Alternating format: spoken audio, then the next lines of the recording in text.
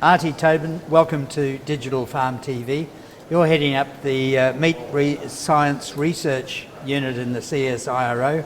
Tell us about what projects you've got going on at the moment that are occupying your time. So most of the research we do is post-farm gate, so just from the animals are slaughtered.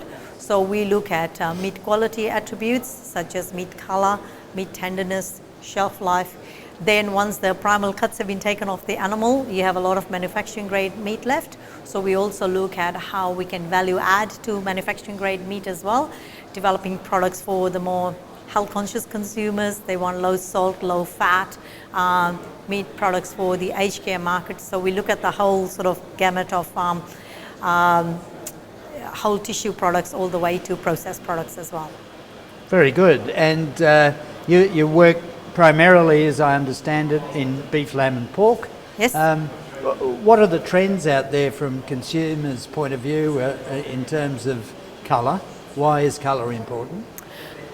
Okay, so meat color is important because we buy with our eyes. If you go into the supermarket and the decision you make on a cut of meat is based on how nice and red and appealing it looks to you. So meat color is a really, really important factor.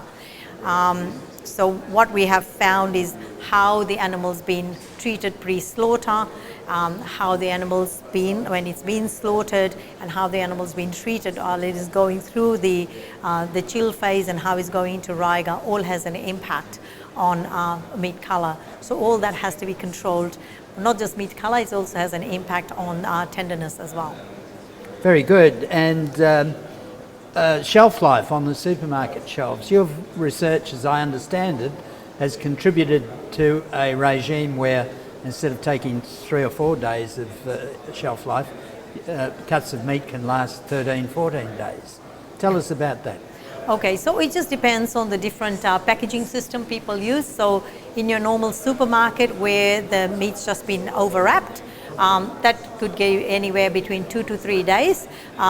Usually in those kind of things, the color goes off quite quickly, so that's sort of a limiting factor. You can also have modified atmosphere packaging where you've changed the atmosphere around the meat. So usually it's high oxygen atmosphere, so that keeps the meat nice and red, and with that you can get maybe 9 to 10 days shelf life. Then you can also vacuum pack your meat as well. So you put it in a packaging and you pull all the air out of it and put it under vacuum.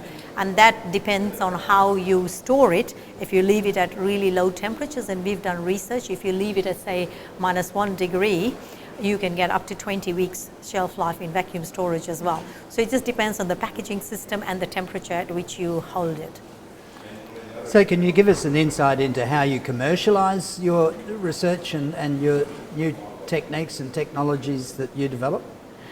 So basically we come up with concept products, or we come up with some of the science behind it.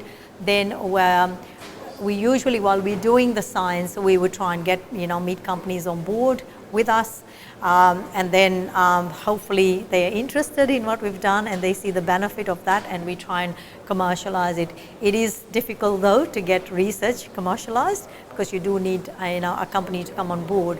With CSIRO, we can just get to a concept stage, but we do need industry to come on board and see the value in the science behind it and the benefit to the industry to then take it up.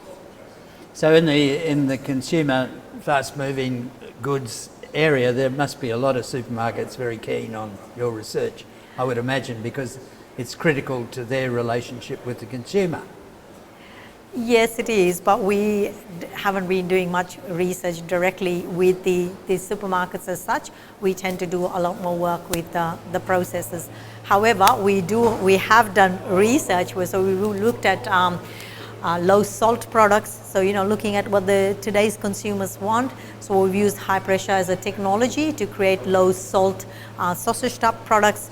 We have created these, used high pressure processing with temperature to create, taken low value cuts and made them tender for, like ready to eat type products as well.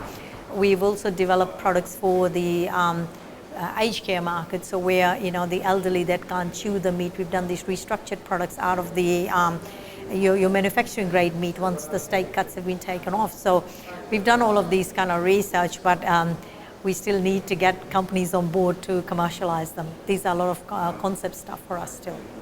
Aarti, just to conclude, can you tell us a bit about yourself and your career path? Okay, so I'm originally brought up in Fiji. Yep. I went to New Zealand. I did my degree in food technology at Massey University in New Zealand, and then I worked for a processed meat company there. After 3 years there, I went to meat research in New Zealand. It was called Mirins in those days. I worked for them for 3 years, and then in 1994 I came to Australia, and I joined CSIRO, and in the meat science or meat research laboratory in those days in Cannon Hill in Brisbane. And I basically developed the whole value add department or section at CSIRO. So looking at basically value adding to manufacturing grade meat. So once, like I said, the steak cuts have been taken off, and I've been with CSIRO for 22 years. It's a fantastic story, and congratulations. Thank you.